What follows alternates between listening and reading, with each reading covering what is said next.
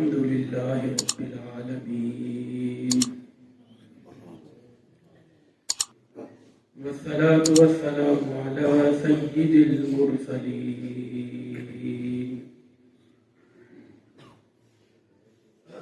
أما بعد فأعوذ بالله من الشيطان الرجيم بسم الله الرحمن الرحيم ما كان محمد أبا أحد من رجالكم ولكن رسول الله وخاتم النبيين وكان الله بكل شيء عليما وقال النبي صلى الله عليه وسلم أنا خاتم النبيين لا نبي بعدي صدق الله العظيم وصدق رسوله النبي الكريم رب اشرح لي صدري ويسر لي أمري واحلل عقدة من لساني يفقهوا قولي يا رب صل وسلم دائما أبدا على حبيبك خير الخلق كلهم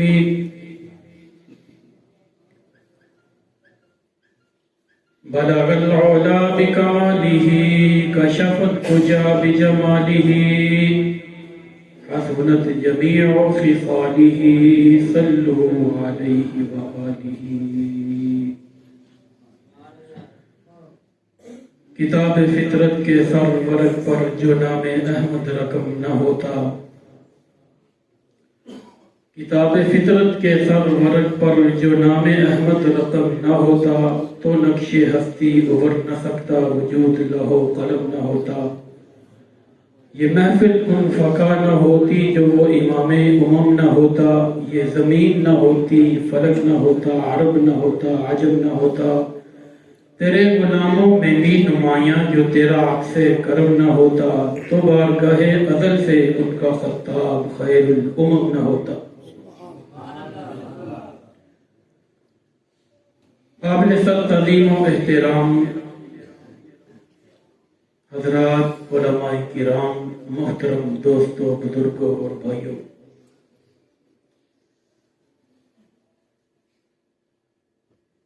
آج کی اس مجلس میں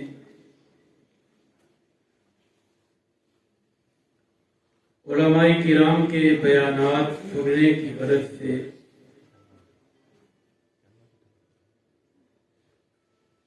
حاضری ہوئی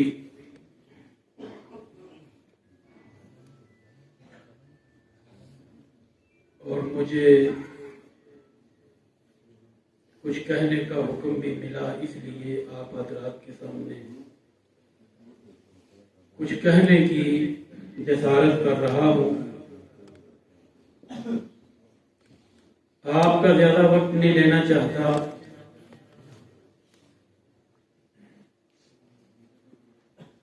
بہت مفید اور انتہائی اچھا خطاب حضرت مولانا مفتی محمد کریم صاحب بیان فرما رہے تھے اس کے بعد بھی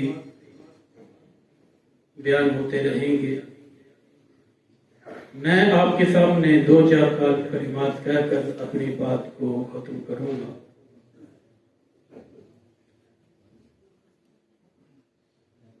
سب سے پہلی بات یہ سمجھنی چاہیے کہ ختم نبوت کا معنی و مطلب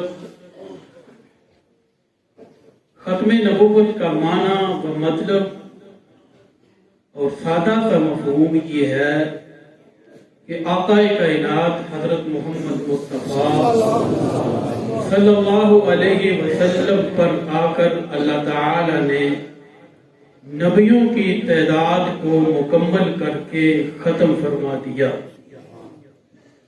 اس لیے امت مسلمہ کا یہ عقیدہ ہے، نظریہ ہے کہ کہ آپ صلی اللہ علیہ وسلم کے بعد کوئی نبی پیدا نہیں ہونا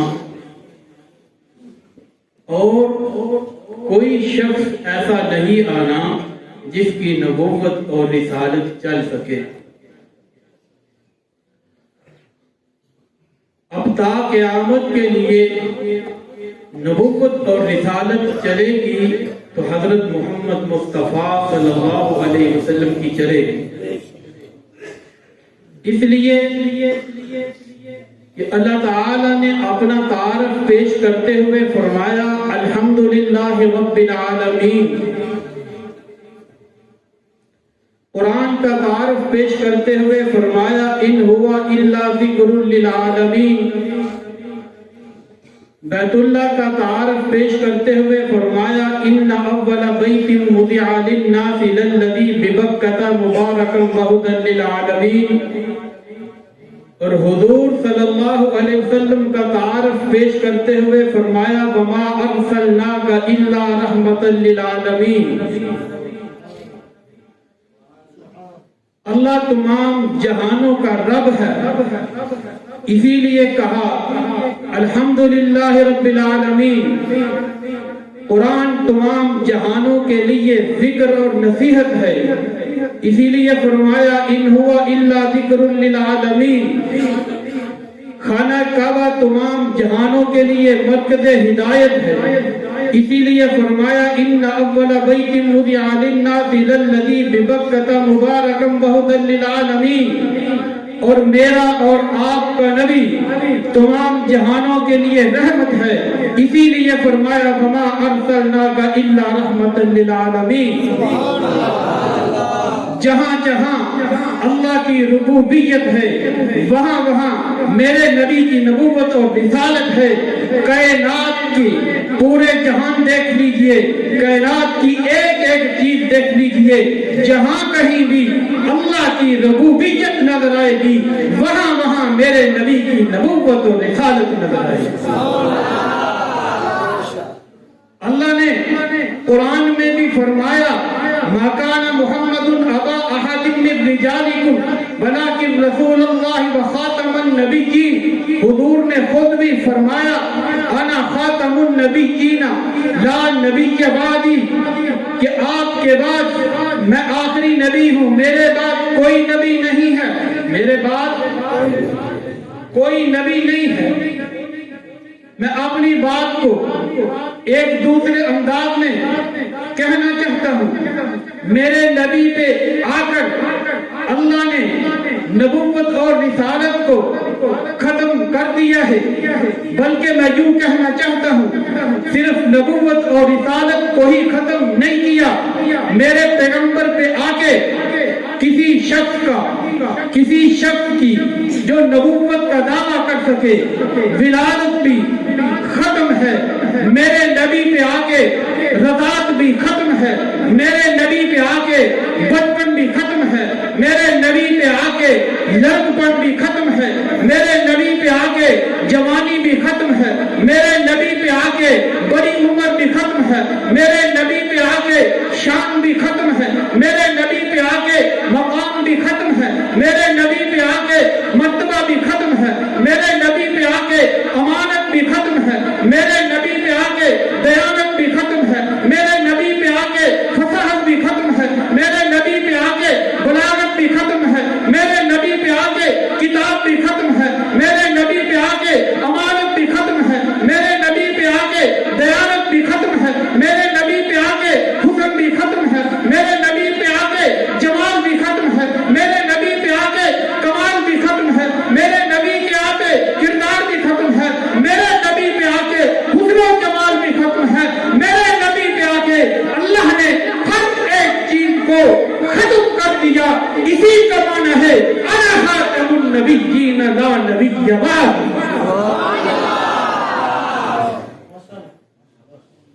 نعرہ تکبیر، نعرہ تکبیر۔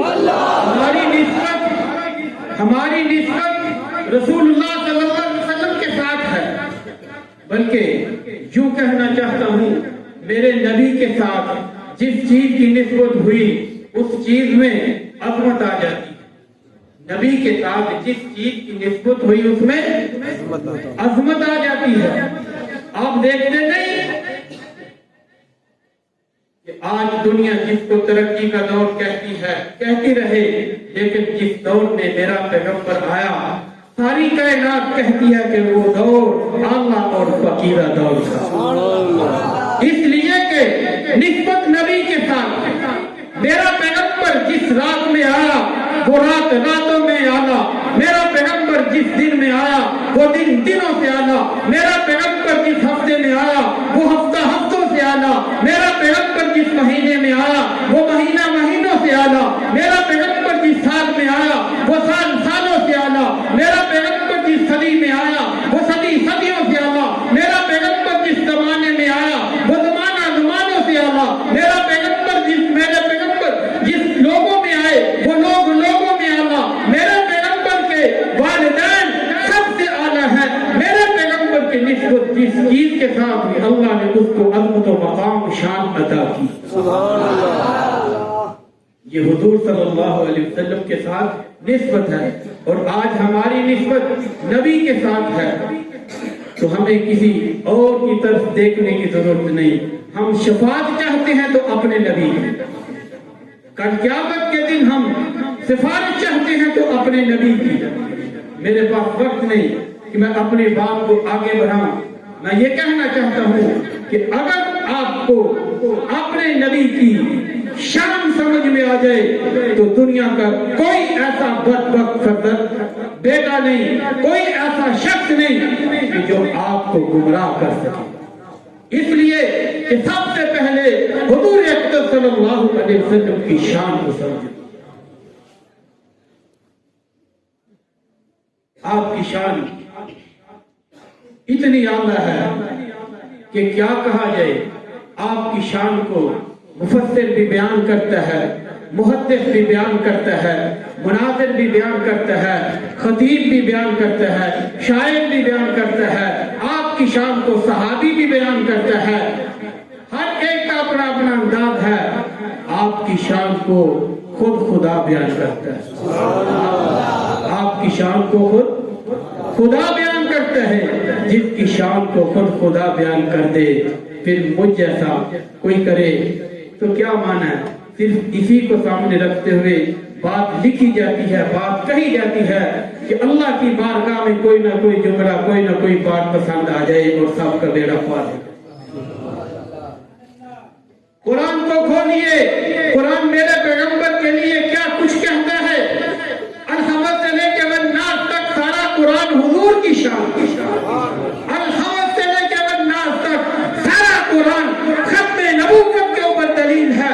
قرآن کی ایک ایک آیت، ایک ایک سورت، ایک ایک رکوع پیغمبر کی ختم نبوت کے اوپر دلیل بن کے کھڑی ہے. الحمدللہ رب العالمین میں مجھے میرے نبی کی ختم نبوت کی دلیل نظر آتی ہے. قرآن کی ایک ایک آیت میں آپ پڑھیے. سورۃ الفاتحہ میں حضور کی ختم نبوت کی دلیل، سورۃ البقرہ میں نبی کی ختم نبوت کی دلیل، پہلے پارے میں نبی کی ختم نبوت کی دلیل، دوسرے پارے میں نبی کی ختم نبوت کی دلیل، تیسرے پارے میں نبی کی ختم نبوت کی دلیل، چوتھے پارے میں نبی کی ختم نبوت کی دلیل. اسی طرح قرآن کے 30 پاروں میں، قرآن کی 114 سورتوں میں، قرآن کی 6666 آیتوں میں نبی کی ختم نبوت کے یہ دلائل.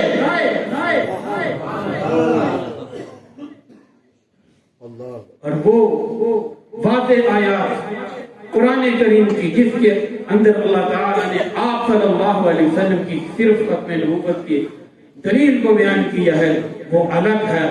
اس کے بعد آپ صلی اللہ علیہ وسلم کی حدیثیں، آپ صلی اللہ علیہ وسلم کی ختم نبوت کے اوپر دلائل بن کے کھڑے ہیں. اس لیے ہمیں کسی اور کی طرف دیکھنے کی ضرورت نہیں ہے. اللہ نے حضور صلی اللہ علیہ وسلم کی ختم نبوت کا دفاع کیا ہے. اللہ نے آپ کی ختم نبوت کا دفاع کیا ہے اور آپ کی شان کو کسی کے بیان کرنے کی محتاج نہیں کیا. کہ کوئی پیغمبر کی شان کو، کوئی پیغمبر کو مانے گا تو حضور کو عظمت ملے گی، اگر پیغمبر کی شان کو بیان کیا جائے حضور کا مقام پھر بھی بلند ہے، پیغمبر کی شان کو بیان نہ کیا جائے نبی کی شان پھر بھی بلند ہے۔ اللہ نے فرمایا وَرَفَعْنَا لَكَ ذِكْرَ، ہم نے آپ کے لیے آپ کے ذکر کو بلند کر دیا، ہم نے آپ کے لیے آپ کے ذکر کو بلند کر دیا ہے۔ کس کے لیے؟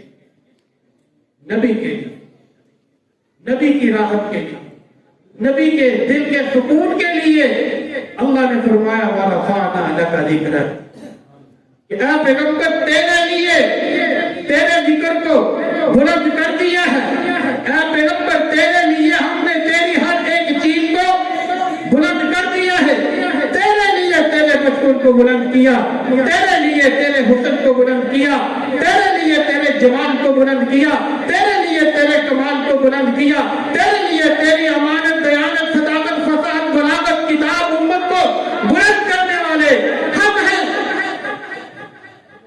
اسی کا معنی ہے ہمارا فانا ذکر، اسی کو کہتے ہیں ہمارا فانا ذکر۔ اے پیغمبر تیرے لیے ہم نے تیری ہر ایک چیز کو بلند کر دیا ہے۔ میں نے جیسا کہ عرض کیا کہ آپ صلی اللہ علیہ وسلم کی ختم نبوت اور آپ صلی اللہ علیہ وسلم کی عظمت و شان اللہ نے ایسی بڑھائی ہے کہ میرے پیغمبر کے مقابل کون آ سکتا ہے؟ نبی کو جو چیز بھی اللہ تعالیٰ کی طرف سے عطا ہوئی وہ ایک سے بڑھ کر ایک، حسن ملا تو سب سے اعلیٰ، جمال ملا تو سب سے اعلیٰ، کمال ملا تو سب سے اعلیٰ، دیانت صداقت ملی تو سب سے اعلیٰ۔ آج لوگ یوسف علیہ السلام کے حسن و جمال کے قصے بیان کرتے ہیں، ہم مانتے ہیں کہ یوسف علیہ السلام کو حسن ملا لیکن حسن کا جز ملا، میرے پیغمبر کو حسن کا کل ملا۔ اللہ نے حسن کو پیدا کیا، حسن کے دو ٹکڑے کیے، ایک آدھا حصہ اکیلے یوسف علیہ السلام کو دیا اور دوسرا آدھا حصہ پوری کائنات میں تقسیم کیا۔ جب باری آتی ہے سید الاولین والآخرین کی، جب باری آتی ہے خاتم الانبیاء کی، جب باری آتی ہے افضل النبیین کی، جب باری آتی ہے افضل الانبیاء کی، افضل الانبیاء کی، اکتب الانبیاء کی، ارفع الانبیاء کی، تو اللہ نے حسن کے دونوں حصوں کو ملا کر محمد کے وجود اقدس میں رکھ دیا۔ اسی لیے کسی نے کہا حسینہ جمیلہ کا منہ موڑ دیتا، محمد بنا کے رب قلم توڑ۔